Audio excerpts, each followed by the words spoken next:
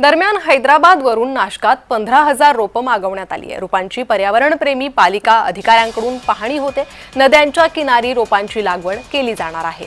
याच संदर्भात महापालिका उद्यान विभागाचे अधिकारी आणि पर्यावरणप्रेमी यांच्याशी बातचीत केली आहे। आमचे प्रतिनिधी किरण गोटूर यांनी पाहुयात।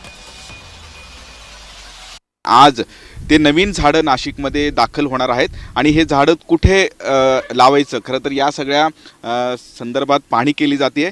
माझ्यासोबत महापालिका जे उद्यान विभागाचे जे अधिकारी आहेत जे नवीन झाडं आज नाशिकमध्ये येणार आहेत हे लावण्यासाठी आज तुम्ही वेगवेगळ्या भागांची पाहणी करताय। नेमकं किती झाडं येणार आहेत आणि कुठे कुठे लावणार? सर, एकूण 15,000 झाडं माननीय मंत्री महोदयांनी सांगितल्याप्रमाणे नाशिकमध्ये दाखल होणार आहेत।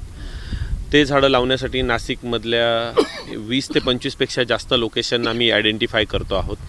प्रथम प्राधान्य आम्ही सर्व वृक्षप्रेमी वृक्षमित्रांच्या सल्ल्यानुसार गोदावरी नदी असेल, कपिला नदी असेल, नंदिनी नदी असेल यांच्या ज्या रिव्हर बँक आहेत त्या परिसरात आम्ही करतो आहोत। तपोवनातला निर्णय हा वेगळा मुद्दा आणि ते जे झाडं लावतात तर ते आमचा इन्सिस्टन्स होता की गोदावरी आणि तिच्या सगळ्या ट्रिब्युटरीज यांचे रॅपिरियन झोन्स करायचे क्रिएट, जेणेकरून सॉईल इरोजन पण थांबेल, ग्राउंड वॉटर रिचार्ज होईल आणि आपल्या रिव्हरला फ्लो होण्यासाठी मदत होईल।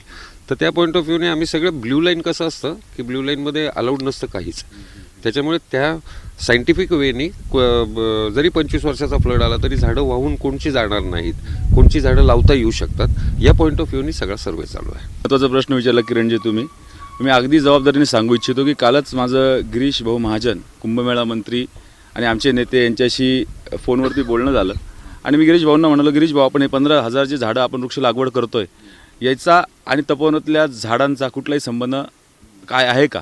तर त्यांनी मला स्पष्टपणे सांगितलं की वृक्ष लागवडीचा आणि तपोवनाच्या मुद्द्याचा कुठलाही संबंध नाही। आपल्याला नाशिकचा ग्रीन बेल्ट कसा वाढेल, जास्तीत जास्त त्याचं पर्सेंटेज कसं वाढेल यासाठी आपल्याला पहिला फोकस करायचा आहे।